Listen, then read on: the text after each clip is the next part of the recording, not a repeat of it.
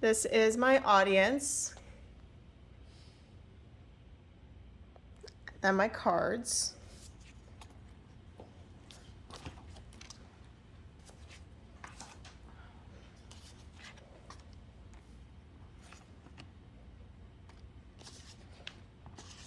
Alrighty.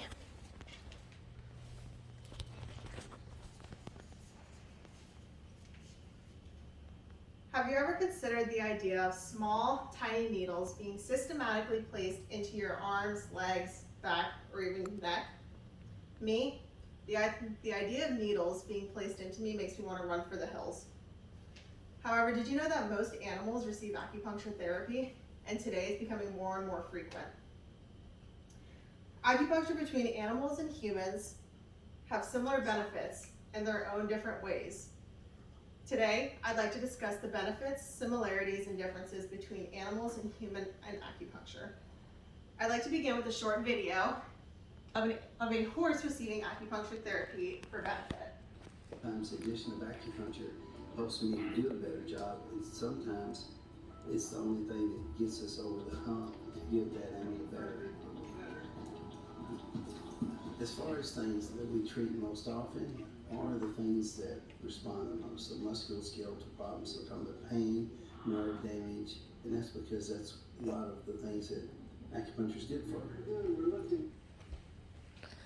In general practices today, most veterinarians are introducing the holistic idea of acupuncture therapy to benefit pain, lameness, as well as degenerative disorders.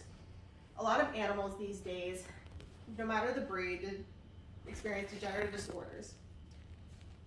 As Holly Mash states in her article, Acupuncture in Small Animals in the Veterinary Nursing Journal in 2012, acupuncture is most commonly considered a treatment for musculoskeletal disorders such as arthritis, hip dysplasia, and other growth problems.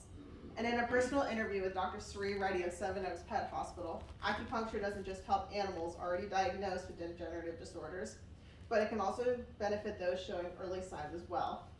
I'd like to talk about a patient I worked really closely with named Cooper. Cooper was a patient who, before starting acupuncture, could barely walk on his own. And after about 3 months of acupuncture therapy 3 times a week, Cooper today, still, without even receiving any treatments, runs out of the building. Next, I'd like to talk about something a little bit more familiar, humans. Humans receive acupuncture therapy for chronic illness, pain, strokes, or muscle weakness, even more. Pregnancy and pain is one of the big ones. You wouldn't think a pregnant person would want needles stuck in their abdomen, but it helps to benefit with the growth of the baby, and it helps with pain for the mom, releasing the pain. But chronic illnesses are something that take a toll on everybody. Any kind of muscle fatigue or chronic illness can be beneficial through acupuncture therapy. As stated in Yoso Sheng, using acupuncture to manage pain in the primary health article in the Chinese Journal of Medicine, article 17.7, one of the many non-drug treatments available for pain, acupuncture receives the most positive reports in relation to long-term effectiveness and maintenance. Although needed for a long-term maintenance to relieve the pain, acupuncture therapy can be very beneficial.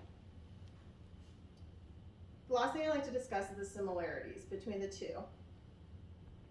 The physical procedure of entering the needles into different depths, into different locations to benefit stress, pain, and discomfort is very similar between the animals and humans.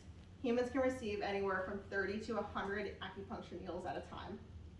And with animals, depending on the location, can receive anywhere from 10 to hundreds. But a big thing is the expectation of the owners. Zokin Yang et al. In their article, Does Patient Expectation Benefit Treatment? In the Baltimore Medicine, article 100.1 in 2021. As a part of a placebo effect, patients' expectations may benefit the treatment. Now, although the animal can't think about benefiting from acupuncture therapy, it's a human's thought process. If their owner believes that the pain is going to go away or they're going to get better just because they are receiving and paying for this, does that really affect the treatment? Although some say acupuncture therapy in animals and humans can cause somebody to walk better, talk better, does the expectation make it better? Although people believe that there are many differences between human and animals, there is many benefits that are very similar. Humans and animals with pain, it has benefits with inflammation, as well as general health in animals and humans. Are there any questions?